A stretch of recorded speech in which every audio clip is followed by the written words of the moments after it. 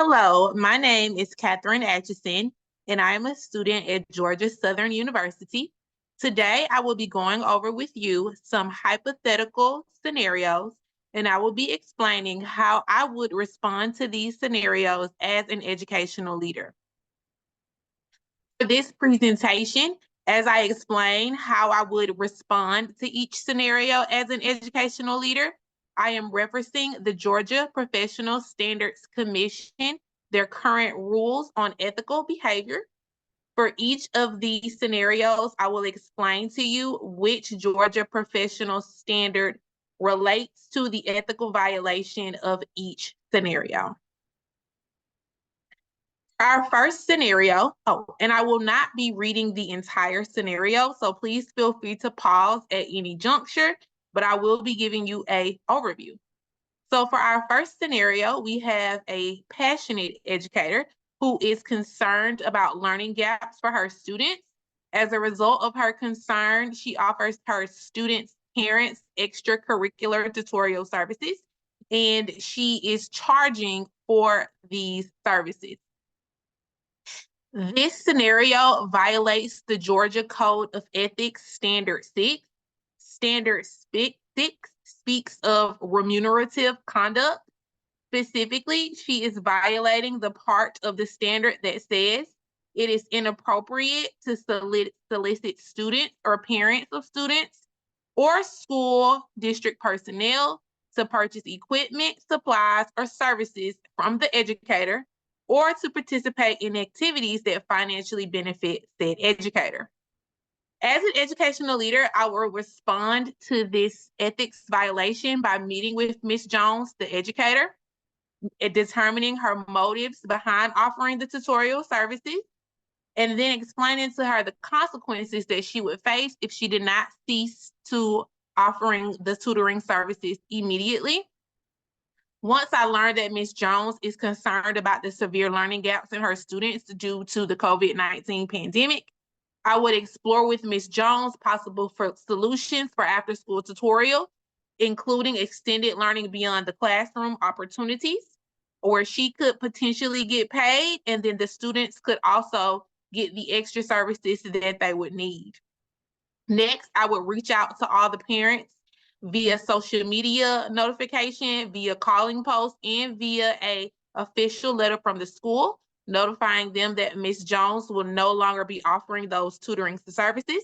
And then finally, I will follow up with Ms. Jones and ensure that she is getting the support that she needs as she is helping her students recover from the learning gap. For this particular scenario, I would inform our human resources department for documentation purposes. However, I would recommend to them that no punitive action be taken against Ms. Jones at this time. For our second scenario, we have a teacher, Ms. Bennett. Ms. Bennett has been hired by our district. She has completed all of her hiring paperwork. However, Ms. Bennett notifies me via email that she has decided to take a job in another district because it is her dream job, and she will receive higher pay.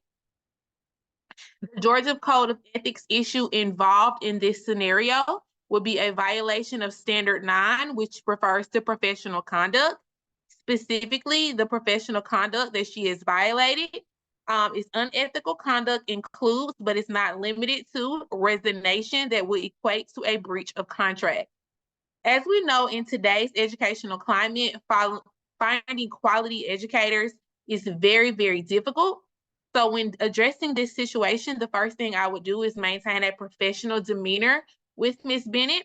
I will initiate a phone call with her and thank her for her honesty. But I will also make sure that she is aware of her contractual obligations to our district. And I would let her know that if she does not continue with the position that she has accepted with our district, that she is breaching her contract and that she could face legal consequences for her actions, including having her certificate temporarily suspended or facing a fine. If it becomes clear that although Ms. faced with these consequences, Ms. Bennett continues to abandon her job that she has accepted with our district, I will inform HR and I will begin to look for a replacement for Ms. Bennett so that it does not negatively impact our students. For human resources involvement, I will inform our human resources department of Ms. Bennett's decision to seek employment elsewhere. I would refer the human resources department to contact the Georgia Professional Standards Committee so that they can determine the appropriate actions for Ms. Benefit because of this breach of contract. I would then collaborate with our human resources department in seeking to find a replacement for Ms. Bennett so that our students would not be negatively impacted.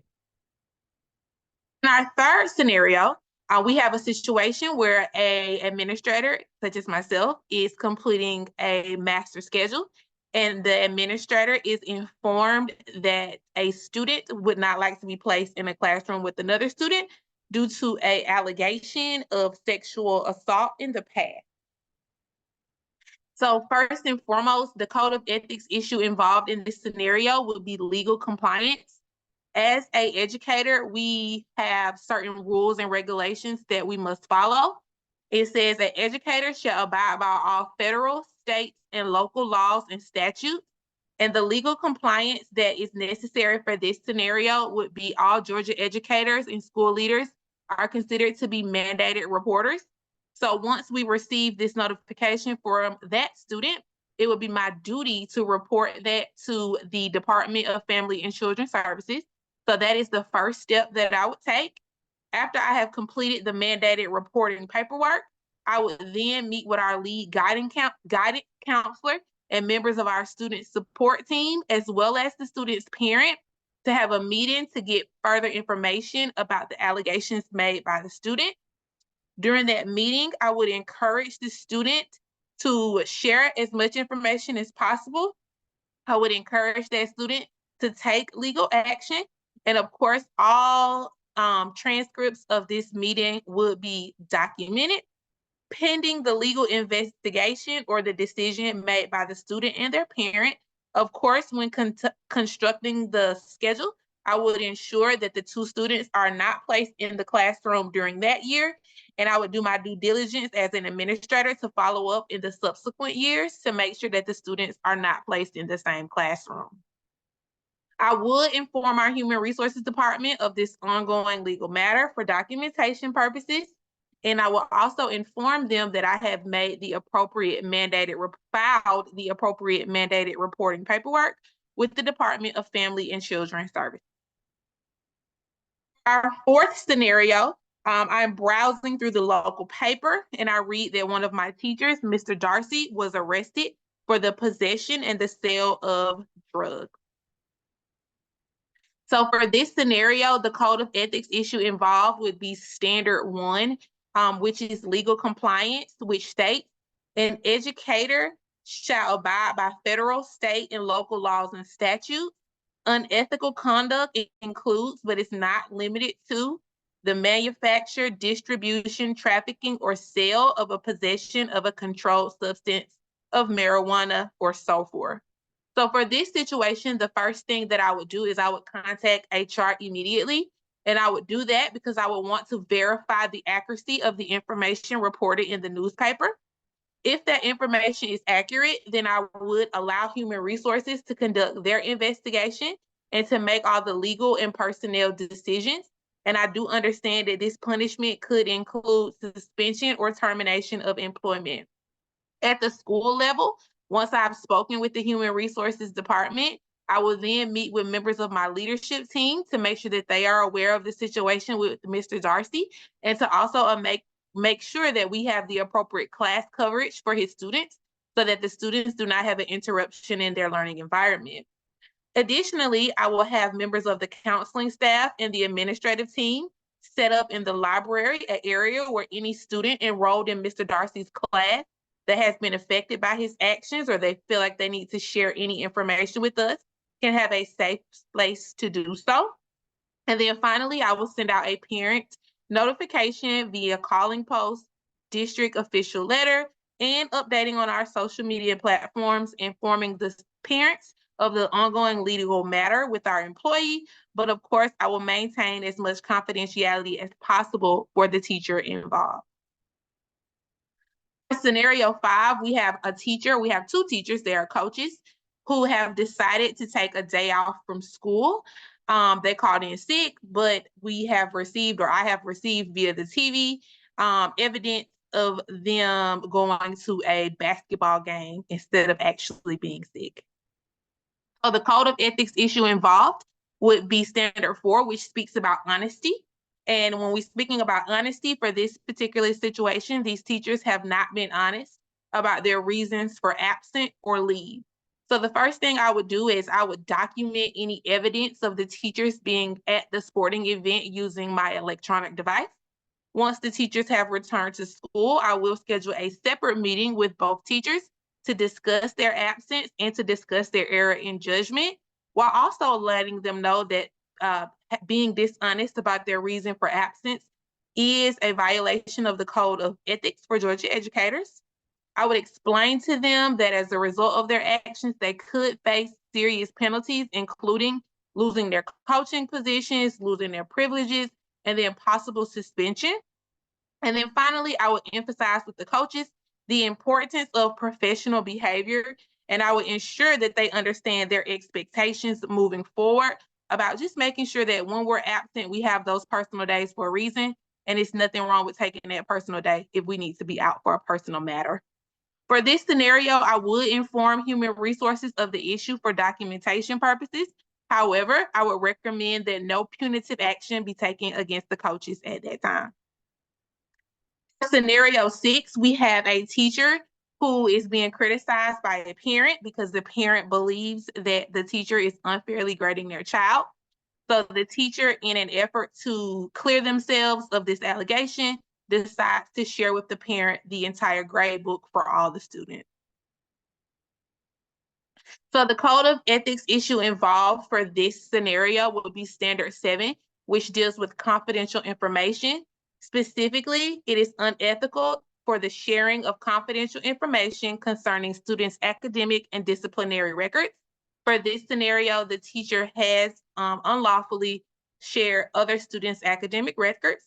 So the first thing that I would do in this scenario is I would inform the teacher of the alleged privacy violation, and then I would schedule a meeting. During the meeting, I would make sure that the teacher is aware that sharing students' information is a violation of the Georgia Code of Ethics, and I would give them an opportunity to share their side of the incident. Of course, if there is evidence to corroborate the allegation that the teacher has shared those students' personal information, I will explain to the teacher that they will be facing disciplinary actions. And then immediately following that day or that week of school, I would have a faculty meeting where I would just review with all members of my staff the expectations regarding student privacy to ensure that this mistake is not repeated. Because this is a breach of students' confidential information, I would be informing HR, and I would be seeking their advice on how to proceed in light of this decision. And I understand that because this is such a confidential matter that has been disclosed, that they have the right to contact the Georgia Professional Standards Committee, who can suspend or revert the teacher's teaching certificate as a result of this ethics violation. For scenario 7, we have two teachers who decide to go to a school football game on a Friday evening. Prior to going to the game, they go out with colleagues and they have a few drinks. And once they report to the game, they smell of alcohol. The code of ethics issue involved for this particular scenario is standard 9, which speaks about professional conduct. It speaks about the behavior or conduct that is detrimental to the health, welfare, discipline, or morals of students, or failure to supervise students. For this particular standard, we're looking at the failure to supervise student as a result of alcohol consumption. And then we're also looking at standard 3, which speak about alcohol or drugs. And in this standard, it speaks about a educator is not allowed to have drugs or alcohol during their professional practice, and that is including any school-sponsored event during or after school. So after this, during this scenario, the following Monday from school, I would set up meetings with the two teachers. I would have them meet individually to discuss the allegations against them. I will inform the teachers of their responsibilities according to the Georgia Code of Ethics and make sure that they understand that even though it is after school, going to a football game is a school-sponsored event and that they are not allowed to have alcohol in their possession, and that is a violation of the Code of Ethics. I would inform the teachers that moving forward, I will be monitoring their behavior during school events and after school events to ensure that they have not developed an alcohol problem and that this is an ongoing issue. And I will also inform them that I will be reaching out to our Human Resources Department to determine if disciplinary actions were appropriate. I would speak to our Human Resources Department to discuss the severity of the allegations. I will ask the Human Resources Department to go over any prior disciplinary records that the teacher has, especially on school premises. And with Human Resources Department, we would figure out what appropriate disciplinary actions should incur. And we do understand that punishment could include suspension or termination of employment. It involves testing. While proctoring a standardized test, one of the teachers under my leadership will take a photo with their cell phone, and they'll share the items with members of their department. And then one of the members of their department will share this information with myself. So first, the Code of Ethics issue involved is Standard 10, which deals with testing. For this particular scenario, the teacher who has taken the photo and shared the photo has committed an act of test security, or they have breached test security. And then they also have compromised the integrity of the entire assessment. So what I would do in this situation is immediately after I was informed that a screenshot has been disseminated, I would immediately speak with our school testing coordinator. I would inform them of the allegation to ensure that all other testing materials are secure, to ensure that as any other ongoing tests are occurring, that there are no cell phones or any other electronic devices that would further disrupt our testing environment. With the testing coordinator, I would then arrange a meeting with the teacher in question and the teachers who did receive the picture, inform them of the allegation, and request to see their devices just for evidence purposes. I would immediately contact our school central office for the district and inform them of the allegation and the evidence brought against the teacher. Following that school day, on that exact same day, I will host an emergency faculty meeting with my entire staff to go over testing policies, procedures, and the expectations of behavior, especially as we think about Standard 10 and testing. I would also, of course, inform our Human Resources Department of this allegation, and I understand the seriousness of testing. So I do understand that in light of this allegation, that the Georgia Professional Standards Committee may seek an investigation, and that we do know that under these types of situations, the teacher's license could be suspended, or they could face a temporary, well, could be revoked, or they could be suspended. Scenario 9. So for scenario 9, we have a teacher who is over the Sunshine Fund, and this teacher has not established a separate account for the money that is collected for the Sunshine Fund. Instead, money for the Sunshine Fund is commingling with the money in their own personal account. So the Code of Ethics issue involved in this scenario would be Standard 5, which speaks about public funds. And it speaks about the commingling of public or school-related funds with personal funds or with checking accounts. So immediately, once I am made aware of this scenario, I would immediately schedule a meeting with the teacher in question. The purpose of this meeting is to gather more information about the commingling of funds. I will ask the teacher to bring all banking statements to the meeting for documentation purposes. And in this meeting, I will also have our school bookkeeper present. During the meeting, I will ask the teacher to just go over and give us an account of why the money has been commingled, and to also let the teacher know the seriousness of their actions and that this is a violation of the Georgia Code of Ethics for educators. And then finally, I would arrange for the teacher and the bookkeeper to collaborate together to ensure that using the banking information provided, that we establish a fund solely or an account solely for the Sunshine Committee Fund. And then the teacher who is currently commingling money and working with the Sunshine Fund, I would ask them to resign from their position and also mandate that they no longer have positions within our school where they are collecting money. As far as human resources involvement, I will inform our human resources department of the actions taken by the teacher, but I will also inform human resources of the actions taken at the building level to rectify the situation, including working with our bookkeeper to establish a separate account for the Sunshine Committee, restricting the educator from being involved with any other collection of funds. However, I do realize that this issues involving money do need to be reported to our legal counsel, and legal counsel with human resources will determine the appropriate punishment for the teacher, and the punishment could include suspension or termination of employment. Our final scenario, a teacher failed to include the fact that he has been convicted of felony shoplifting when he was in college. The code of ethics issue involved in this scenario is standard 4, which deals with honesty. When we're thinking about honesty, we're thinking about the teacher did not disclose their criminal history. They did not disclose information that was submitted to the federal state. So the people who jailed them. So the first thing I would do is I would schedule a meeting with the teacher in question to gather more information about the arrest and to determine why the information was not disclosed during the interview process.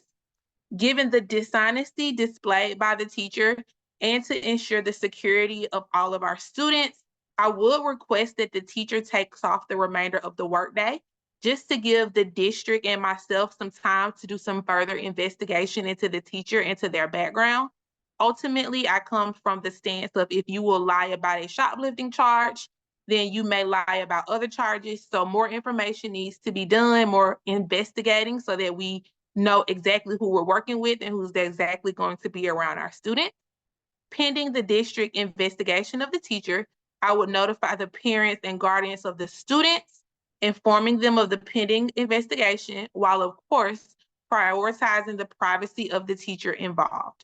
For this particular scenario, I would allow the Human Resources Department to consult with our legal counsel to investigate the background of the teacher and then to determine the appropriate punishment for the teacher.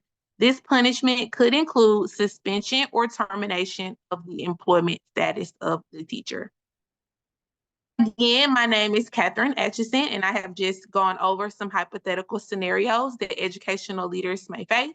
And I have explained to you how each scenario violates the Georgia Code of Ethics for educational leaders, which comes from the Georgia Professional Standards Commission. Thank you. Have a great day.